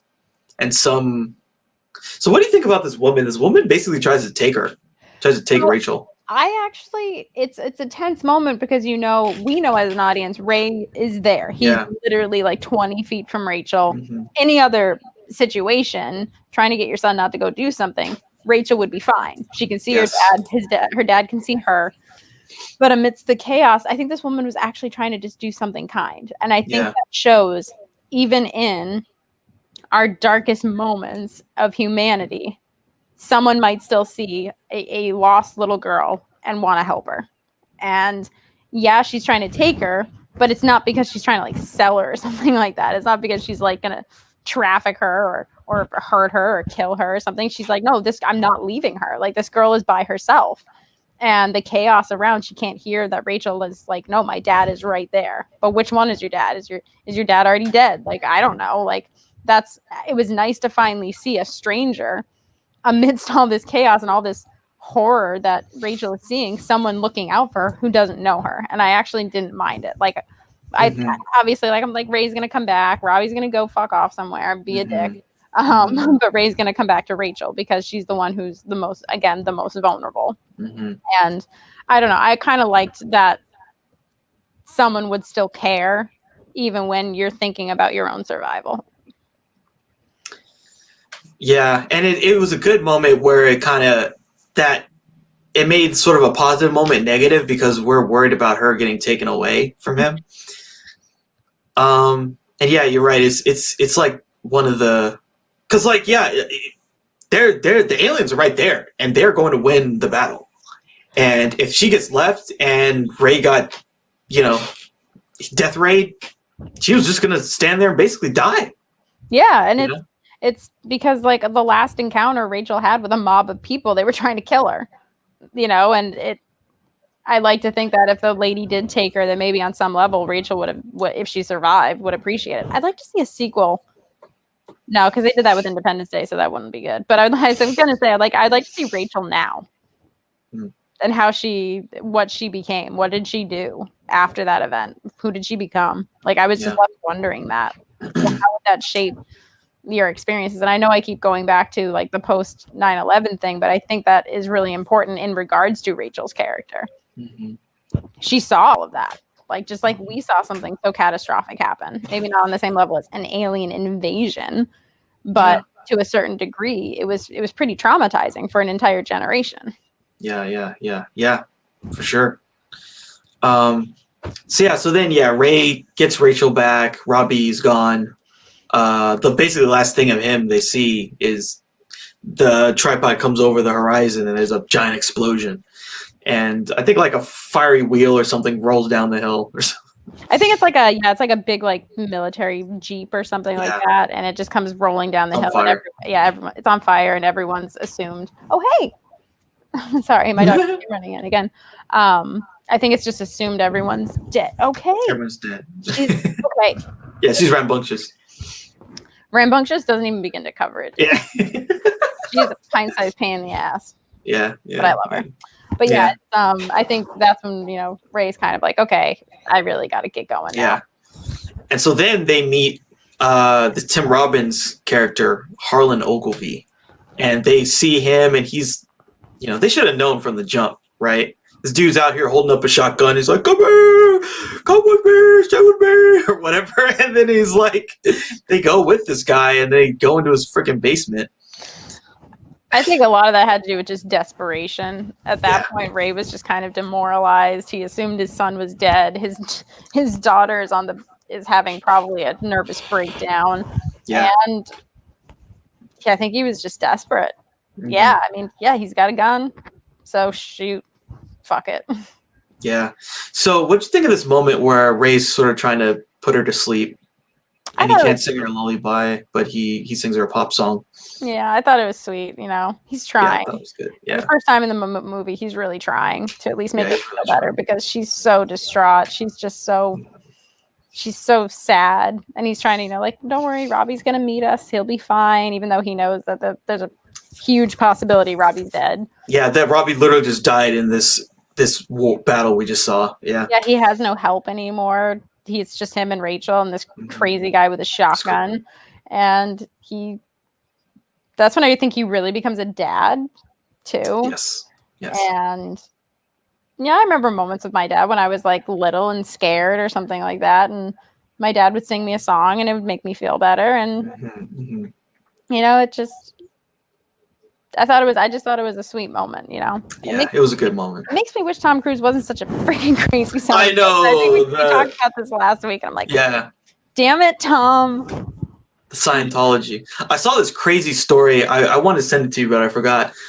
So there was this thing in California where this woman got kidnapped by Scientology. She sued them, and then they have this thing is called Scientology arbitration, where you have to go through their religious system to go through a religious arbitration. So basically, she got caught up in their own kangaroo courts, basically. I hate them. I hate them so much. It's horrific. It is horrific. It is. Yeah, so bad. Well, every regime falls, so enjoy it while it lasts, guys. Exactly. Yeah, and hopefully they fall soon. Anonymous, go after them again, right? That'd be nice. Do something right. Get rid of Scientology. Get rid of Scientology. Yeah. And so later on in the scene, we get this great line. It's from the book too. This like Harlan says this line like, this isn't a war any more than there's a war between men and maggots. This is an extermination. And and he's right though. Like, human beings don't stand a chance militarily, technologically. Against these things. No, we really don't. And Harlan kind of keeps going on about, I was an EMT and it's the ones who hang on and blah, blah, blah, all that other creepy stuff. And all Ray wants to do is take a nap. Yeah. All he wants to do. He's had 2 naps. He's probably had 4 hours of sleep in total since the beginning of the movie. Yeah. And it was morning time when he went home from work. So he was probably working at like midnight. And it's just, He's freaking exhausted. He just wants to go to bed. And I'm just like, I get that. Yeah, and like Harlan is he just keeps going deeper and deeper. He keeps like kind of talking more and more crazy stuff. Like he's like, oh yeah, and he's just like, oh, we're the resistance, Ray. We're gonna come up right under their feet and attack them. And it's like, what?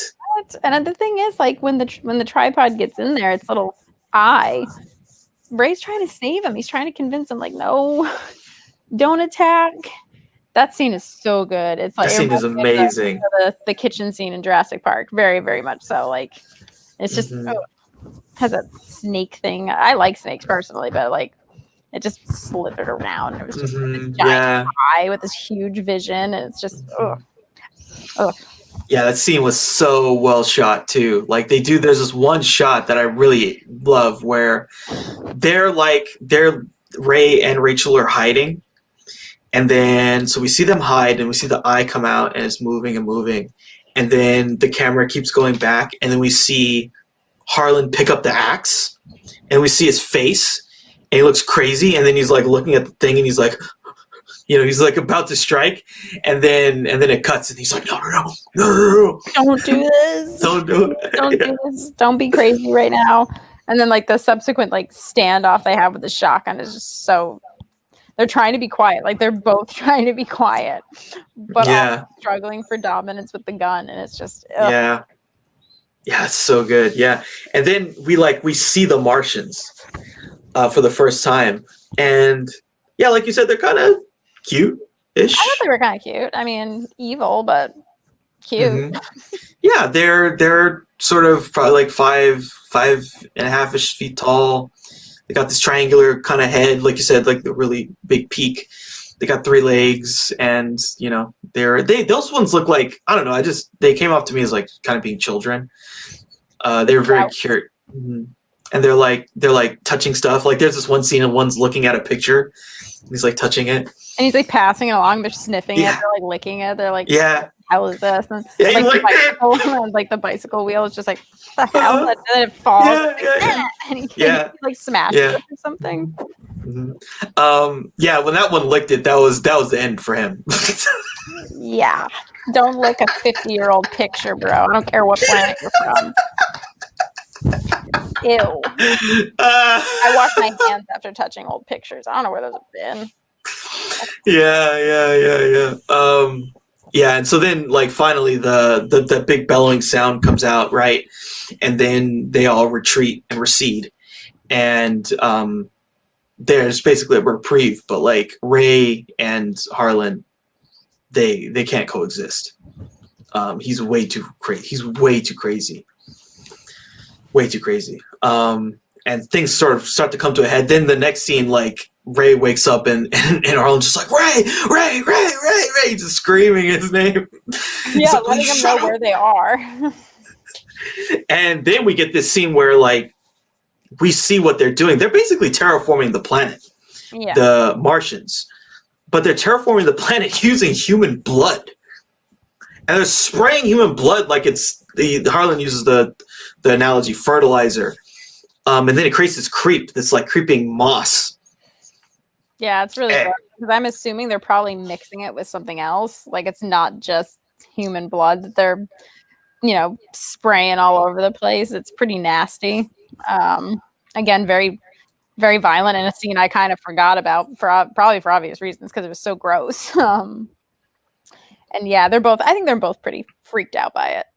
Yeah, and like we get this great scene of like Ray watching the tripod lay a guy down and then like insert something into this person and just suck their blood out. And it's like, so either you get death raid or you get that happen to you. Fertilizer. It's like, yeah, you become fertilizer. Sound good to me? Is there an option 3? Yeah, it's bad. And so then Harlan just goes totally off the deep end. He's done. He just starts digging. He says something. Yeah, not my blood. Not my blood. Not my blood. He's just digging. New York, and we're the resistance, Ray. We're the resistance. And it's like, occupations, they always fail, Ray. Don't you understand? We're gonna come up from under their feet. Yeah, that's when Ray's kind of like, yeah, you're gonna get me killed. Yeah, and so then he's like, he tells Rachel, okay, look, just you remember that song? Start singing that song, and he puts a little blindfold over her head, and he he confronts Harlan and kills him off screen. Which I'm kind of glad it was off screen. I don't think we needed to see that because that's like, I think Ray was trying really hard to avoid anything like that. Yeah. Like, obviously, he would threaten and things like that, but this is his descent into what the world's become. Yeah. Yeah. So then, like, the next scene, basically, they're sleeping together. Well, this is nice. So, like, he comes out, right? And you can tell he's never, like, when you have to kill somebody, that's not easy. No. And then she kind of comforts him, and they hold each other. It's like an intimate moment, which is really nice. And then they kind of go to sleep together. And then she wakes up, and then the freaking alien's there. The probe is there, just looking right at her. Mm-hmm. Yeah, she's like, ah! And then he takes the axe at it. She runs away. And basically, he goes outside, and, like, again, another amazing set. The set is just so... It's unbelievable what they did to make this scene look the way it is. Because the red stuff is everywhere, and it's basically like someone's front yard, if they lived on a farm, got taken over by this weird, whatever you want to call it, the creep, this red creep, and like there's like a truck that's kind of turned over. It's amazing. I love that scene. It's really good. You see this shot of like Ray on the ground and the tripod like right over him, and the lighting and everything is just so good. Yeah, I think there's another scene where he kind of gets on a hill and he's looking out, and as far as he can see, there's nothing. Yeah, everything's gone. All the people are just dust, or they're in a basket underneath a tripod and ready to be sprayed. Mm-hmm. Yeah, and so then he finally sees Rachel. She's up on a hill, and then the tripod takes her. He can't get to her in time. It takes her, and then it's kind of walking away. And then there was some jeep that had that was like a military jeep, and he takes some grenades. He throws a grenade at it. Doesn't work, but it gets his attention, and then it takes him too. So the two of them are together in this little cage on the tripod with a bunch of other people. And they're together, but this basically the tripod, they keep taking these people in, sucking their blood out, and spraying them everywhere. Yeah, I mean, they're together, but how long is that going to last? Like seconds, minutes? Like, it's all random. You don't know who's going to be taken next. Yeah. Yeah. So then the thing is coming out. It comes out like the kind of serpentine. I don't know what you want to call it, but it's going to go for Rachel, and then he kind of shields her, and then it takes him and it takes him in. But then some other people, they kind of gang together, and they some military guys, like, they grab him and then they pull him out. And Ray left some grenades inside of the tripod. I like that moment of realization from the military guy where Ray spits out the pins, and he's like, "Good job." But oh shit. Yeah, get down. And then it explodes, and then it's a really kind of cool shot. You see a bunch of explosions happen inside of it, and then some pink goo spits out. So gross. It was just like that's why I think they were mixing it with something else, because there was like some goo, because I don't think that was all alien blood. If they even have like normal blood like we would.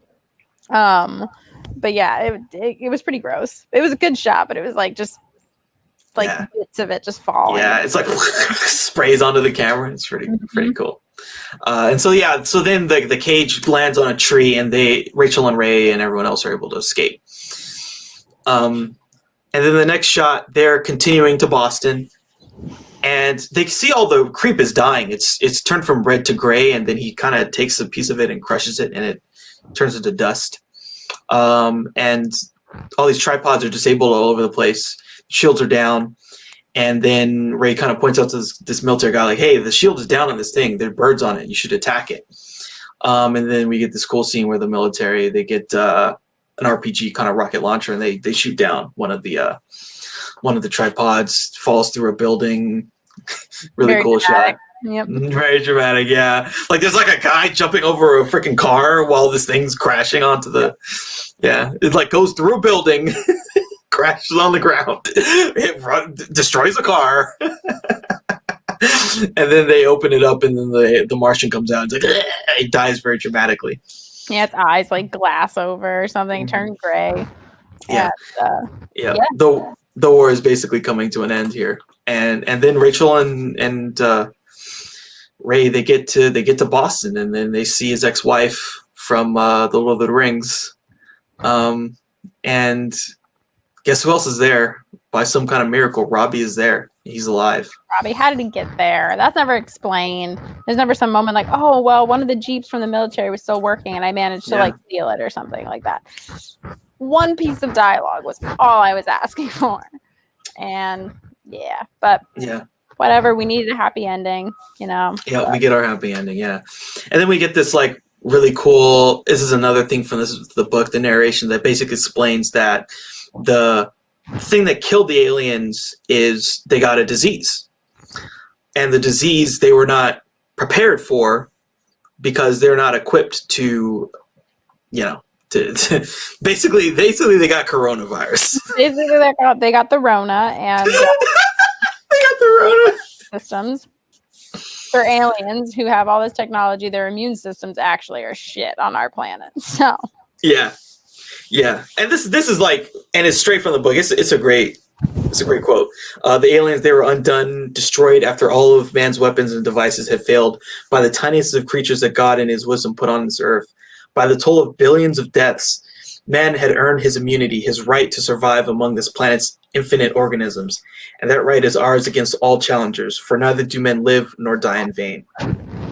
That's straight from the book. And I think that's really good. And I feel like that's sort of, again, another sort of thing that kind of makes this story pertinent, because I guess the moral of the story, right, is that there's human beings have a place on this earth because we've sort of evolved here over a long period of time. And, when we think about the coronavirus and the things that have, it's had a humongously detrimental effect on our ability to live the way that we had before. But that's sort of a price we have to pay of being civilized humans on this planet, is like sometimes, and again, like a lot of it has to do with the way that we live, actually, right? Because these viruses come pretty much from bats, and so the only way that this interacts with a human is that we have these farms that are always encroaching on their environment, and then the bat either bites a pig or it craps, and then the pig eats the crap, and then it goes from the bat to the pig, and then we eat the pig, and then it goes to us, But regardless, I feel like the moral kind of works because the way I think about it is like it's not in vain. Human beings dying from these kind of things is not in vain. It's always we're learning more, and we're able to sustain ourselves on the planet because we're able to experience these things. And at the end of it, we're going to be better equipped to handle types of diseases. Yeah, I mean, our bodies are going to have to just, again, evolve and learn to fight it, just like we have for a bunch of other different things, and create a vaccine for it, because this is going to be something that's literally changed the world. This has changed the entire world. It's not just one country. It's not just one race. It's not just one anything. It's everything. Everything has changed because of it. Yeah, absolutely. Absolutely. And, the Martians couldn't handle the coronavirus. So it killed them. Yeah, sure. Go ahead. Try and invade. Yeah, right. Could you imagine if they invaded right now? Like they came down. Just sneeze on a tripod. Yeah, that's it. All we had to do was just sneeze on it before it came out of the ground. Yeah. It's a great, if you really think about it, it's a great sort of science fiction trope. Like, oh yeah, they're so much more advanced, but they had this flaw, right? They couldn't see that they needed to prepare for infectious diseases. Yeah, didn't they see people dying from the flu and shit? Like, you've been watching this whole time, but you missed the Spanish flu. Mm-hmm. You missed the plague. Yeah. And in all of because I feel like this book came out before any of those really big. Well, I mean, again, like there's the plague, right? Like that that was a big deal. And yeah, but vaccines weren't necessarily a thing. I mean, I don't know how far polio vaccines had gotten by the time the book came out, but probably not that very far. because this was like the 1890s when the original book came out. Yeah, they didn't even have iron lungs yet, probably at that point to combat polio. Yeah. So this is pre-vaccines. Yeah. You know? Yeah, totally. Yeah, so that was it. Yeah, do you have any other thoughts or feelings? Like, what was your overall? How'd you like this film? Watching it again, I really liked it. I would definitely watch it again. I mean, probably could give myself some time in between it, only because of like some of those scenes just made me so tense, freaked me out so bad. And again, like, I really wish people would try and see why Rachel is important as a character. Yes. I read somewhere that she was like listed as one of the most useless characters to have in an apocalypse. I'm like, no, she's not useless. She's helpless. There is a difference. There's a difference. There is a difference. She's helpless because she's 10. You're telling me there's a 10-year-old out there that's going to handle an alien apocalypse the way you want them to? Like, no, that's not how kids operate. That's not how kids are. I don't even have kids, and I would try and be empathetic to the fact that a kid's freaking out because people are being vaporized in front of her. Vaporized. Or that a Boeing 747 jet is outside in her yard. Where are the people? Like, that just kind of made me a little... Saw a river of dead bodies floating. Yeah. Oh, my dad has to go kill someone because they're going to get me killed. Yeah. And she didn't ask anything after he did that. Nope. She didn't say anything. She said, "Oh, what happened to that man?" No, she knew. Yeah. This is a kid who knew. This is a kid who knew exactly what her dad did, and she was fine with it. That's crazy. Yeah, what I really liked about this film was, like, this film sort of I feel like it's grown on me. At first I thought I've always liked it, but I really feel like this film, he really did the material well and right. And I think it speaks well for its time, but also, just thinking about this in the context of like the coronavirus and thinking of it, like being there, like me actually being there and seeing fellow Americans panic, go crazy and like fight over toilet paper and hand sanitizer and like the sanitizing wipes. You just couldn't get it. Knowing that thing can happen here, this film kind of touches on that, and it uses the sci-fi premise to sort of address those type of issues in the American context, and I think it does it really well. And there's so many scenes that are so well shot, and like we talked about, some of the set design was so well done. The design of that set with the airplane that crashed, and the design of the set when he walks out of the sort of the farmhouse, and like there's just this red creep everywhere. I just think that they did this film really, really well. Yeah, I agree. It's definitely one of my newer favorite alien invasion movies for sure. Yeah, one thing that we didn't, I kind of forgot to talk about it, but there's that scene. So like, that scene is so well done with the ferry. So they get off the ferry and they see all these people getting killed and basically getting pincered, like you said.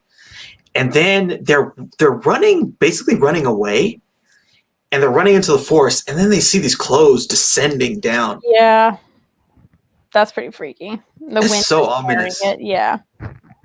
Yeah, they just look up and you see clothes just flying down. Yeah, because also think, like, you're not just getting that on you, like that ash, you're getting it in your lungs. Like, you're breathing it in too. It's just so ugh. You're breathing in a human. And it's like when he first got back home, he's like, first he's shocked. And then Rachel's like, "What's that stuff on you?" And he looks, he's like, "Oh my God." He starts to like brush it off, and then he goes into the bathroom and he like washes his face, and he just looks in the mirror and he's just like, I gotta get out of here. I gotta get out of here. Yeah. Yeah, I think he really went there with this. This wasn't like cutesy or nice or like, oh, whatever. It's not it's intense and it's brutal, and it really depicts a war of the worlds. And an extinction level event. Yeah. So yeah, So I think that's any other last thoughts about the film? No, like I said, I enjoyed it. I'd watch it again. I think it still looks pretty good. Especially those shots of the tripod are just so good. And I highly recommend it if you have not already seen it. Yeah, this is a good one. Definitely worth watching. Okay, so yeah, that'll be our review for The War of the Worlds. So we were talking last time, I think after we went off the air, that you hadn't seen Interstellar yet. No, I haven't. No. Yeah, I think we should review Interstellar next. Let's do that. I'm down. Let's keep this sci-fi dream alive. Yeah. I'm really excited to hear what you think about that film because you haven't seen it yet. So yeah, that'll be our next week. We're going to talk about Interstellar, and that'll be a fun one. So I'm looking forward to seeing it. Sometimes it takes me forever to see certain movies that everyone else is like, because I heard about Interstellar for months and months, and sometimes I get a little bitter, or not bitter, but I get a little petty. I'm like, I'm just not going to see it because everyone else is talking about it. Yeah, that's why I didn't see Inception for like 10 years. I had no idea what it was about except that it had weird scenes in it, and then I finally saw it, and I'm like, yeah, it was okay. Yeah. Inception got really big hype when it came out. It did. The marketing on that was insane. Yeah. Boom. Yeah, we all know how I feel about the bomb. Yeah. The bomb became a meme, basically. Just stop using it. My eardrums can't handle it anymore. Yeah, I know. Yeah. At some point, I think we'll have to review Tenet, and Tenet is basically they basically took the bomb and they just went to put it up to an 11 on some scenes. God. You're trying to hurt me. I think you're trying to hurt me with the bomb. Christopher Nolan, man. I know. Do you think he plays that to fall asleep? He needs to hear it. We'll need Hans Zimmer to play it live for him. He's like, Mom, will you play the bomb for me? And that's how he sounds too. I can't sleep. Yeah, I kind of forgot if he was British or not, so I was like, it's probably a safe bet. So weird. He's like half and half, but I think he's a Brit. I think he identifies as a Brit. He identifies as being British. Yeah, he has that British sensibility, I think. Yeah, I think I saw him on set once on a set picture of him on the set of one of the Batman movies, and he goes to work in a suit and tie or something. Oh yeah. He actually someone told me that he does everything in a suit and tie. He'll even write his script. He'll get dressed in a suit and tie and he'll go and write. Yeah, whatever your method is, man. Mm-hmm. If it works, it works. Yeah, definitely works for him. He's very proper. Man is maketh man, as they say. Yes, they do. All right, cool. Thanks a lot again, everybody, and take care. May the force be with you. Live long and prosper.